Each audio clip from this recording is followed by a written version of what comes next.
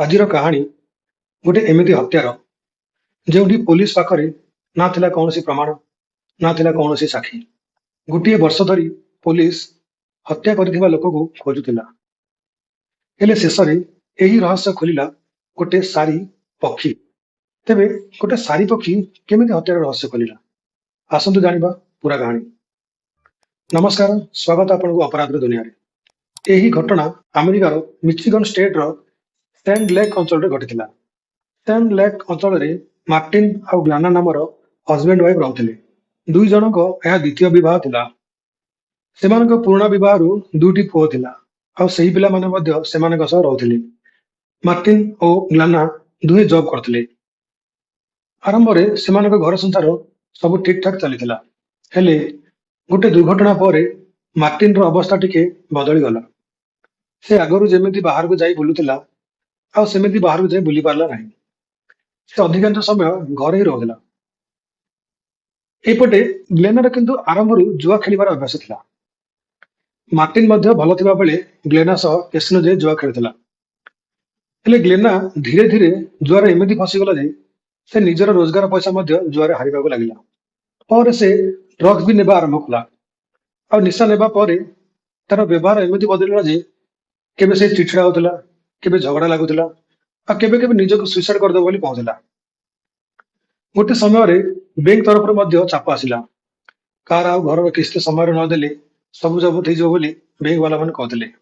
ତାପରେ ଆସିଲା 13 ମେ 2015। ଏହା ପୂର୍ବରୁ 2 ଦିନ ଧରି ମାର୍ଟିନ ଓ ଗ୍ଲେନା ଘର ବାହାରକୁ ଆସିନଥିଲେ। ପଡୋଶୀ ମାନଙ୍କୁ ଟିକେ ସନ୍ଦେହ ଲାଗିଲା। 13 ମେ ଦିନ ଜଣେ ପଡୋଶୀ ସେମାନଙ୍କ ଘର କବାଟରେ ନକ୍ କଲେ, କିନ୍ତୁ ଭିତରୁ କୌଣସି ଆବାଜ ଆସିଲା ନାହିଁ।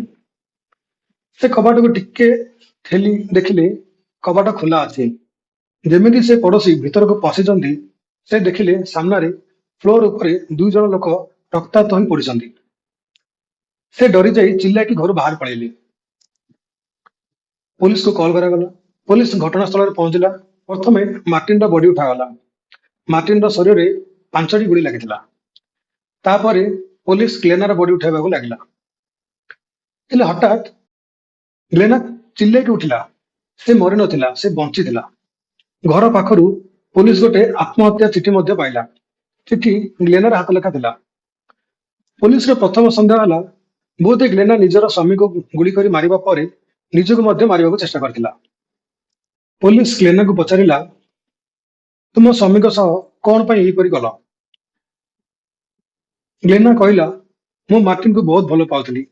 ସେ ମୋର ଜୀବନ ଥିଲା। ହଁ, ଆମର ବହୁତ ସମସ୍ୟା ଥିଲା, ହେଲେ ମୁଁ ତାକୁ କାହିଁକି ମାରିବି? ପୋଲିସ ପୁଣି ପଚାରିଲା, ତାହେଲେ ମାର୍ଟିନକୁ କିଏ ମାରିଲା? ଗ୍ଲେନା କହିଲା, ମତେ କିଛି ଜଣାନାହିଁ।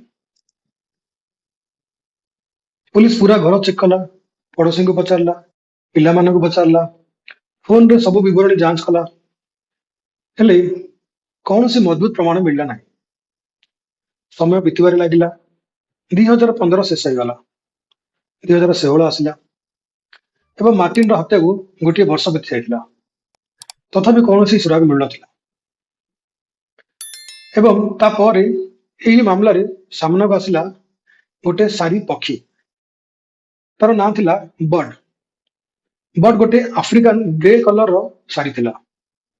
ମାର୍ଟିନର ପୂର୍ବ ସ୍ତ୍ରୀ ଖ୍ରୀଷ୍ଟିଆନା ଏହି ପକ୍ଷୀକୁ ନିଜର ଘରକୁ ନେଇଯାଇଥିଲେ। ଗୋଟେ ଦିନ ଖ୍ରୀଷ୍ଟିଆନା ନୋଟିସ କଲେ ବର୍ଡ କିଛି କଥା କହୁଛି।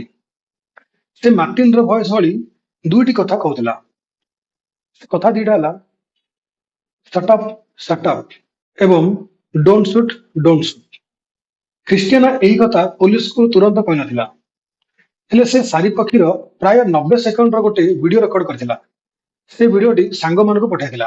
ପରେ ସେ ଭିଡିଓ ଟେଲିଭିଜନ ଚ୍ୟାନେଲରେ ପହଞ୍ଚିଲା ଏବଂ ସେହି ଭିଡିଓ ମାଧ୍ୟମରେ ପୋଲିସ ଏହି ସାରି ପକ୍ଷୀ ବିଷୟରେ ଜାଣିବାକୁ ପାଇଲା। ହେଲେ ପୋଲିସ ପାଖରେ ଗୋଟେ ବଡ ସମସ୍ୟା ଥିଲା, ଗୋଟେ ପକ୍ଷୀର କଥା ଅଦାଲତରେ ସାକ୍ଷୀ ଭାବରେ କେମିତି ଗ୍ରହଣ କରାଯିବ? ପୋଲିସ ପୁଣି ଥରେ ଗୋଟିଏ ବର୍ଷ ପୁରୁଣା ପୁରା ମାମଲା ଖୋଲିଲା। ପଡୋଶୀ ମାନଙ୍କ ବୟାନ ପୁଣି ଯାଞ୍ଚ ହେଲା, ଫୋନର ବିବରଣୀ ପୁଣି ଯାଞ୍ଚ ହେଲା, ଆଉ ପୋଲିସ ଗୋଟେ ଗୁରୁତ୍ୱପୂର୍ଣ୍ଣ କଥା ଜାଣିଲା ଯେ କେହି ମଧ୍ୟ ବାହାରୁ କୌଣସି ଲୋକକୁ ସେଇ ଘର ଭିତରକୁ ଯିବାର ଦେଖିନଥିଲେ। ତାହେଲେ ମାର୍ଟିନକୁ ମାରିଲା କିଏ? ପୋଲିସ ପୁଣି ଗ୍ଲେନାକୁ ଡାକିଲା। ପଚରା ଉଚରା ଆରମ୍ଭ କଲା। ଚାରିପକ୍ଷୀ କହିଥିବା କଥା ପୋଲିସ ଗ୍ଲେନାକୁ କହିଲା। ହେଲେ ଗ୍ଲେନା ଏଇଥର ମଧ୍ୟ ହତ୍ୟା ସ୍ୱୀକାର କଲା ନାହିଁ। 2016 ଶେଷ ହେଲା ଏବଂ ଆସିଲା 2017। ମାର୍ଟିନର ହତ୍ୟାକୁ 2 ବର୍ଷ ହୋଇସାରିଥିଲା। ପୋଲିସ ସବୁ ଦିଗରୁ ତଦନ୍ତ କରିସାରିଥିଲା। ଆଉ ଶେଷରେ ସେମାନଙ୍କ ସାମ୍ନାରେ ଗ୍ଲେନା ଛଡା ଆଉ କେହି ହତ୍ୟାକାରୀ ଦେଖାଯାଉନଥିଲେ। ପୋଲିସ ପୁଣି ଗ୍ଲେନାକୁ ନିଜ ହିସାବରେ ପଚରାଉଚରା ଆରମ୍ଭ କଲା। ଏପରି ଷ୍ଟ୍ରିକ୍ଟ ପଚାରିବାରୁ ଗ୍ଲେନା ଶେଷରେ ଭାଙ୍ଗି ପଡ଼ିଲା ଏବଂ ନିଜ ଅପରାଧ ସ୍ୱୀକାର କଲା। ସେ କହିଲା, ହଁ, ମାର୍ଟିନକୁ ମୁଁ ହିଁ ମାରିଛି। ଗ୍ଲେନା କହିଲା, ମୋର ଜୁଆ ଖେଳିବାର ଅଭ୍ୟାସ ଥିଲା। ପରେ ମୁଁ ନିଶା ଦ୍ରବ୍ୟ ନେବାକୁ ଆରମ୍ଭ କଲି। ଖରଚ ବଢୁଥିଲା, ବ୍ୟାଙ୍କର ପଇସା ବାକି ରହୁଥିଲା, କାର ଆଉ ଘର ମଧ୍ୟ ବନ୍ଧା ପଡିଥିଲା। ମାର୍ଟିନ ମୋତେ ପଇସା ଦେଇ ସହାୟତା କରିଥିଲା, ହେଲେ ମୁଁ ସେହି ପଇସା ମଧ୍ୟ ଜୁଆରେ ହାରି ଦେଇଥିଲି। ଧୀରେ ଧୀରେ ଆମର ଝଗଡା ବଢିବାର ଲାଗିଲା। ଗୋଟେ ସମୟରେ ମୋତେ ଲାଗିଲା ମୁଁ ନିଜକୁ ଶେଷ କରିଦେବି, ହେଲେ ମୋତେ ସୁଇସାଇଡ୍ କରିବାକୁ ସାହସ ହେଲା ନାହିଁ। ତାପରେ ମୋର ମନରେ ଗୋଟେ ଭୟଙ୍କର କଥା ଆସିଲା, ମାର୍ଟିନ ଆଉ ଯଦି ରହିବ ନାହିଁ ତାହେଲେ ମୋର ସମସ୍ତ ସମସ୍ୟା ଶେଷ ହେଇଯିବ। ଏବଂ ସେ ମାର୍ଟିନକୁ 5ଟି ଗୁଳି ମାରିଥିଲା। ତାପରେ ପୋଲିସକୁ ଭୁଲ ବୁଝାଇବାକୁ ନିଜର କାନ ପାଖରେ ମଧ୍ୟ ଗୋଟେ ଗୁଳି ଛୁଆଁଇକି ମାରିଥିଲା, ଯାହା ଦେଖି ପୋଲିସ ଭାବିଥିଲା ଗ୍ଲାନା ମଧ୍ୟ ଗୁଳି ଆକ୍ରମଣର ଶିକାର ହେଇଛି। କିନ୍ତୁ ଏହି ପୁରା କାହାଣୀର ସବୁଠୁ ଅଜବ କଥା, ହତ୍ୟା ସମୟରେ ଅର୍ଥ ସେହି ରୁମରେ ପିଞ୍ଜରା ଭିତରେ ଥିଲା। ସେ ସବୁକିଛି ଶୁଣୁଥିଲା। ଯେବେ ଗ୍ଲେନା ବନ୍ଧୁକ ବାହାର କଲା, ମାର୍ଟିନ ପ୍ରଥମେ ଭାବିଲା ବୋଧ ସେ ମଜାକ କରିଛି। ସେ ରାଗରେ କହିଲା, ସଟଅପ୍ ସଟଅପ୍। କିନ୍ତୁ ଯେବେ ମାର୍ଟିନ ବୁଝିଗଲା ଗ୍ଲେନା ସତରେ ତାକୁ ଗୁଳି କରିବାକୁ ଚାହୁଁଛି, ସେ କହିଲା, ଡୋଣ୍ଟ ସୁଟ୍, ଡୋଣ୍ଟ ସୁଟ୍। ଆଉ ସେହି କଥା ସାରି ମନେ ରଖିଥିଲା। ସାରି ପକ୍ଷୀ ନିଜେ ଅଦାଲତରେ ସାକ୍ଷୀ ଦେଇନଥିଲା। ତାର କଥାକୁ ସିଧାସଳଖ ପ୍ରମାଣ ମଧ୍ୟ କରାଯାଇନଥିଲା। ହେଲେ ସେହି 2ଟି କଥା ପୋଲିସକୁ ଗୋଟେ ବଡ ସୁରାଗ ଦେଇଥିଲା ଏବଂ ସେହି ସୁରାଗ ଧରି ପୋଲିସ ଅନ୍ୟ ପ୍ରମାଣ ସଂଗ୍ରହ କରିଥିଲା। ଶେଷରେ ଗ୍ଲାନା ଧରା ପଡ଼ିଲା। ଗୋଟିଏ ବର୍ଷ ଧରି ପୋଲିସ ଯେଉଁ ରହସ୍ୟର ଉତ୍ତର ଖୋଜୁଥିଲା, ଶେଷରେ ଗୋଟେ ସାରି ପକ୍ଷୀ ସେହି ରହସ୍ୟ ଖୋଲିଦେଲା। ଏହା ଥିଲା ଆଜିର ସତ୍ୟ ଅପରାଧର କାହାଣୀ। ଯଦି ଏହି କାହାଣୀ ଆପଣଙ୍କୁ ଭଲ ଲାଗିଥାଏ, ଭିଡିଓକୁ ଲାଇକ୍ କରନ୍ତୁ, କମେଣ୍ଟରେ ଆପଣଙ୍କ ମତାମତ ଜଣାନ୍ତୁ ଏବଂ ଏମିତି ସତ୍ୟ ଅପରାଧ ଓ ରହସ୍ୟମୟ କାହାଣୀ ପାଇଁ ଆମ ଅପରାଧର ଦୁନିଆ ଚ୍ୟାନେଲକୁ ସବସ୍କ୍ରାଇବ କରନ୍ତୁ। ପୁଣି ଦେଖା ହବ ଆଉ ଗୋଟେ ନୂଆ କାହାଣୀରେ। ଧନ୍ୟବାଦ। ଜୟ ଜଗନ୍ନାଥ।